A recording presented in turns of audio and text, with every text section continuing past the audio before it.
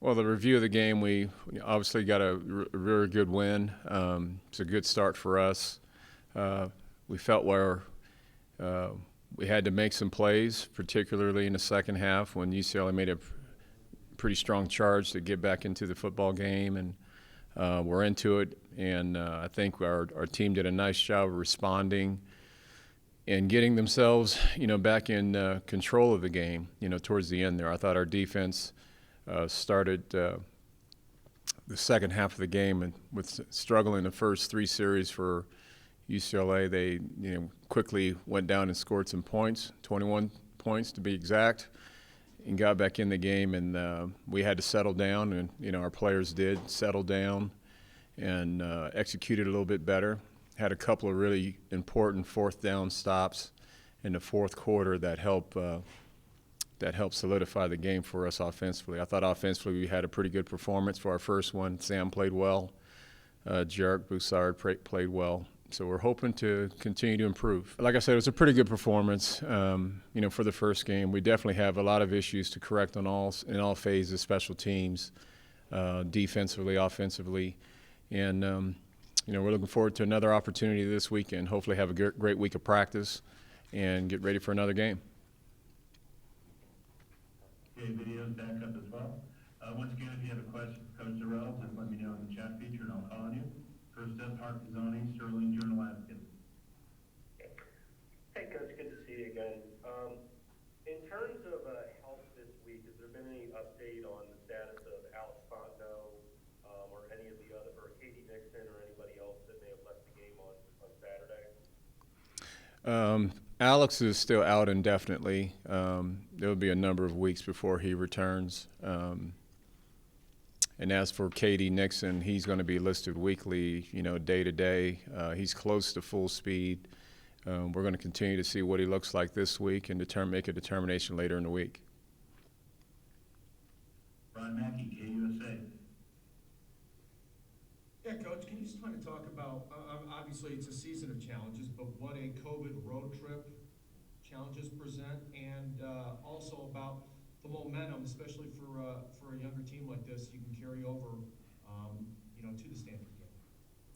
As you know, that COVID is ruling everything that we do moving forward and every day. And we had a healthy week last week that we were able to play everybody that we had in our game plan to play.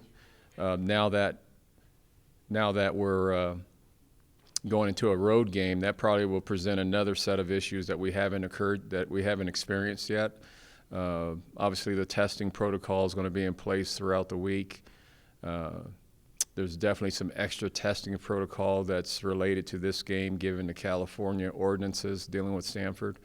So we're just hopeful that we can continue to play, to continue to stay healthy, and move forward, to the week 2 of the season.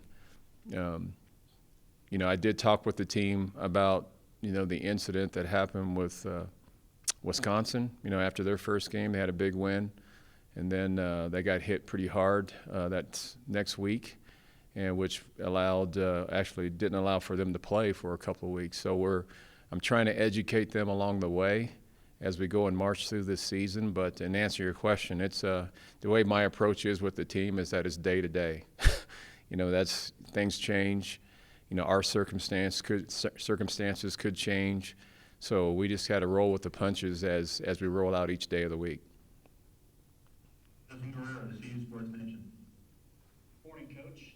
We had a nice little sample size of a couple of your true freshman wideouts versus UCLA. Montana and Brendan together saw about just under 30 snaps together. Just wondering if, after cutting some film and reviewing that game, if you had an evaluation on what those two guys did in their first college action. And secondly, was the absence of KD, just not having him, was that an influence whatsoever in the workload that those two guys saw? Absolutely. Both those guys I felt played solid for their first game. I won't say they played great. They played solid, but we were expecting any of our freshmen that played in the game that, it's they're going to be learning as they go, so to speak, at this level of play. It's different than high school. Even though we've had training camp and they've been going against, our defense consistently, playing in their first game is going to be some growing pains. But I think for the most part, they played solid. And I think KD has done a great job with his leadership, his experience in that room, just telling them that, it doesn't matter who's playing. We expect high standards and expectations of being productive, doing your role and performing the way that the offense was supposed to perform. So right now, I think the mentality in that room is next man up. So whoever's down and the next guy's up is that we're expecting to have a similar high-level performance that the position play or the position that was the starter would have done. So, but I think those guys had an encouraging start, and I know they'll get better as we continue to march on through this season. And a Munster Tiger, Buff Stampede. Hi, Coach. Just wanted to get your impressions of Darren's game as a play caller, and how much more challenging does it get as a play caller once opposing teams, have that tape to game plan off? It changes week to week. Now that we have a semblance of our offense on film, so they'll be studying that, and that's part of the challenges that every coordinator has to deal with week to week. And I think Darren's had a really good start. I thought he called a really, really good game. He knows that there's going to be challenges of things, as we move forward. That's what great coaches do on any staff. Going against a really good defensive coordinator who, I think at Stanford has been one of probably the top defenses in the conference for a number of years since, David Shaw has been there. So, it's going to be a challenge every week. So he understands that. He has to continue to do his self-scout and in terms of knowing what's out there and how to how to continue to make our systems better. And I think the same thing for Tyson on defense. He's, both sides, we've done some real positive things in the game, but we have still a number of issues to correct and fix. And so those are challenges that both coordinators have to deal with, each and every week as soon as you have your product out there and it's shown where people can study. Let's go to Brian Howell from Boulder Cameron. Hey, Coach. I have a couple quick ones if I could, but we saw Colby Purcell and Chris Miller both leave that game the other night. I don't know if you're able to give us an update on those two guys. Yeah, they sustained a couple of injuries there in the course of the game. I would say they're doubtful right now. There's a chance that they can play, but it's what's today? Today's Monday, and a lot of things can improve by the end of the week. But those guys are they're trying to get themselves back, and they've had great rehab days on yesterday and today. So we'll see how things progress throughout the week. And then I want to ask you about the trenches because I know you weren't here last year, but you watched all those games several times this offseason. I thought you guys played really well in the trenches, and it was an improvement over last year. Did you agree? And kind of what was your assessment of you guys on the offensive and defensive lines? Yeah, I do agree. I felt offensively we did a nice job with our first debut of playing, and had a lot of production in the run game, and they protected Sam really well in the passing game. So, those guys I thought are off to a really good start. Those, our starting offensive line played well. They did. Did they play perfect? No. They played with a winning average, but we need to continue to get better at a number of things that we felt were going to be issues for us moving forward. But I'm very encouraged with what we've done offensively. Defensive line, Mustafa played well. He had the only sack in the game. I thought Terrence Lang played well. Jalen Sammy played well. We played a number of players in the back, rotating in there, some younger players that have got some experience, and they're growing as they go too. So, we want to continue to have a good rotation on the defensive line, just so that we can develop that younger depth as we go. But I would say on both sides of the ball it was a solid performance. Definitely some things we can improve, but definitely I've been pleased. I'm pleased with how we start, and let's see what we do in terms of making those steps of improvement this week. Pat Graham, Associated Press. Hey, Coach, how you doing? Thanks for taking the time. I guess given having a new tailback, new quarterback, no spring ball, no summer, did you expect that level of Christmas out of this offense? I mean, were they kind of exceeded your expectations a little bit, maybe, or are they ahead of schedule, maybe? No, I would say that we have a high standard. Right from the very beginning, we felt that We have good coaches, good players. Spring practice, even though that was missing, we still didn't want to use that as an excuse for our performance.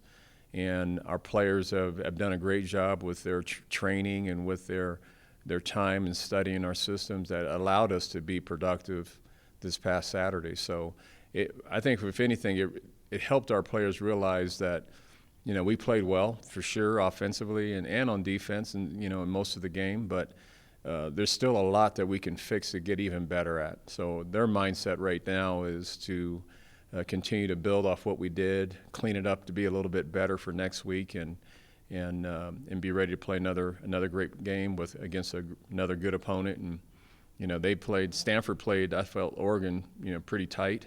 They played them well. I don't think it's the same Stanford team that you saw last year. I think it's a new and improved team. So, we have our hands,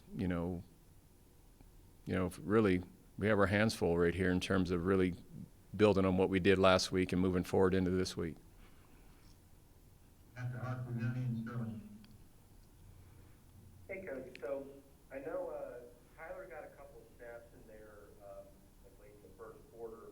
Was that plan going in that, okay, we're going to give him like 3 snaps heading in? And given the way how well Sam played, do you expect any change this week going forward in terms of how much or how little Tyler played?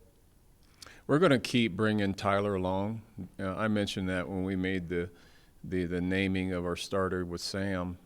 I think both quarterbacks had great camps. It was really close competition, and I want to continue to bring Tyler along as well. I thought he did very well. He had a series in the game in the first half.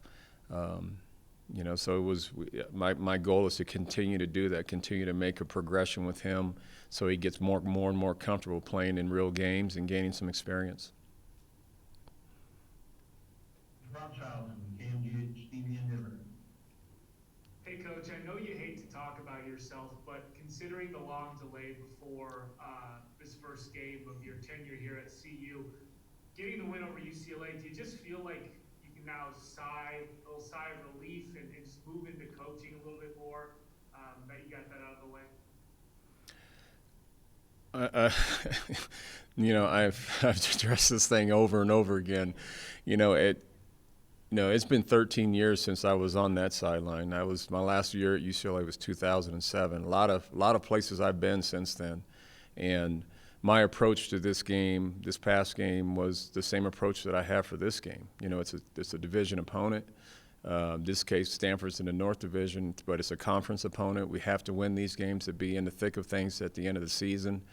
And so the approach is still the same, and our players, I was really, if you heard my comments at the end of the game yesterday, on Saturday, I'm just encouraged that our players were able to play at a level that they thought that they should be. And for them, they looked at the tape and, they saw the issues that we made that weren't so good, and they felt that, we could have really played much, much better if we would have done executed a few things a little bit better. So my focus each and every week is on the opponent.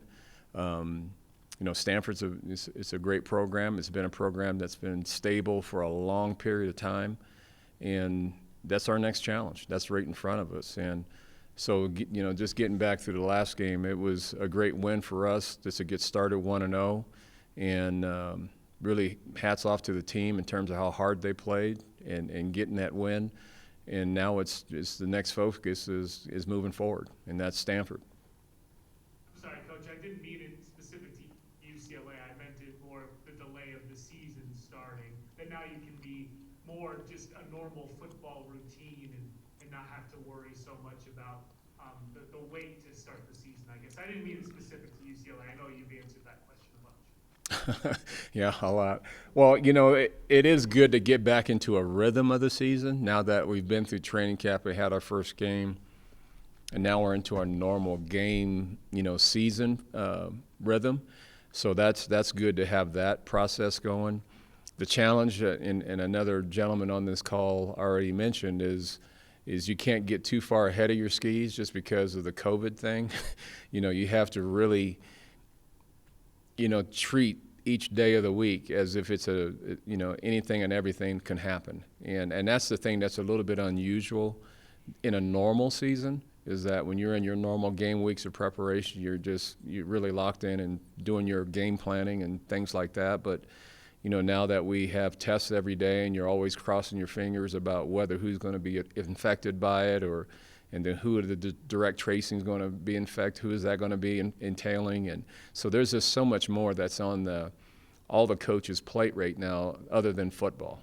But I'm pleased that we're playing. I'm pleased that we're playing the game and we're playing to compete against other members of our conference, just because I feel our coaches and our players need this. We need this. It's what football season is, and we're just glad we're playing.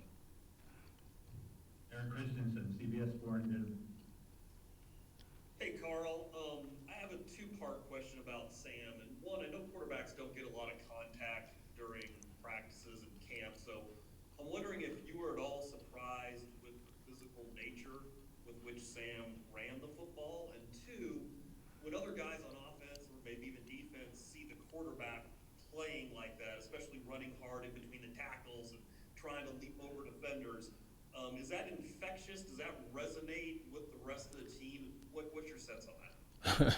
Well, I think Sam, being a really good leader that he is, really wanted to play hard and play inspired and play by making some impressive plays to keep everybody engaged and doing the same thing. And I would say after the fact is that I don't want him to do that all the time every week, as you would alluded to, jumping over defenders and taking people on and stuff like that. That's not usually natural for the quarterback position to do. I would like for him to be a little bit smarter in handling those situations when he's in a chance not to gain any more yards, to get himself down and get to the next play. So that's really my coaching point for him. But I think he was, in his ways, trying to show how tough he was in leadership about, doing those extra little things, those second effort plays that have inspired, everybody on our sideline with seeing him have that type of production, particularly in the rushing game. So I'm not encouraging that for him to do that from week to week, because that's usually not a good formula over time, but it did inspire a lot of our team. Pat for MVP. Hey, Coach, thanks again for taking the time. So as you saw, Stanford was kind of hurt before the game, with Davis Mills not playing. I guess, how much of a read could you get off that Oregon game when they didn't have their starting quarterback? And what are your early impressions of them? They looking at them, this morning and last night, they're a good team. They're a good team. They don't look like the same team I saw last year when I was watching them, when I was catching up with all the conference opponents. I'm sure that the starter, he's probably back this year or this week to play, and I would assume he's going to probably play pretty well. And like any of those, I would say David Shaw offenses he's had in the past, he's had real good quarterbacks that really managed the game well and performed their systems very well. I'm sure he's very similar to all the ones that have been that way in the past. So I was impressed with the number 2 guy that came in and played. I thought he played well. He did engineer some good scoring drives and opportunities. I know they had some field goal mishaps like we did this last Saturday, but I'm sure they'll get some things corrected just like we are, and they're going to be a new and improved team going into week 2.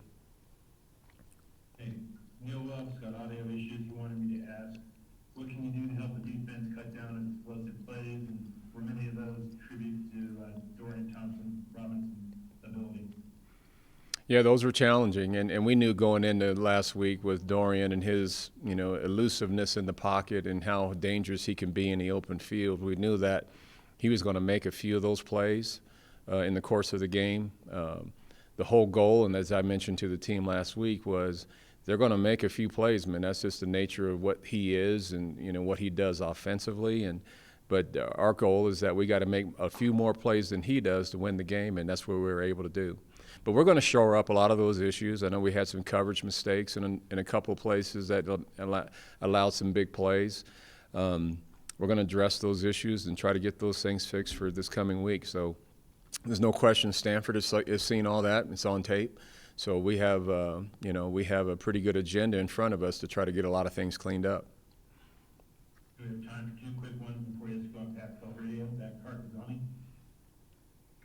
Hey, Coach, just in terms of the way Brady Russell played at the tight end position, it seemed like he had a really good connection with Sam. Are you going to continue to lean on him as your number one guy, or do you want to try and work some of the other tight ends there? Just talk to me how you think Brady's going to do it. Our systematic approach offensively is to and it's really a simple thing, but it's for Sam to throw it to the open guy. So, we just want him to continue to play well. Brady had a really good game for, the first game out. It could turn out to be another great game in game number 2, but I think it's going to just depend on what his coverage reads are and, where he feels the open people are, and he's going to throw the football. So it could be a receiver this week that has a big game, and Brady may only have 1 or 2 catches. No one knows. But, we take a pretty systematic approach, and meaning that we're not trying to get the ball to one particular person, particularly in the throwing game. So, we're just we want to continue to improve in all of those areas and try to create some openings where Sam sees it in rhythm and he gets a chance to make some good execution plays. So, but I'm very encouraged with what Brady did. It's great to have our tight ends involved. I know that probably in recent history we haven't had a lot of tight end involvement in the passing game, so we want to create that type of balance, being able to throw to our backs and tight ends and receivers. And the final one from Brian Howe.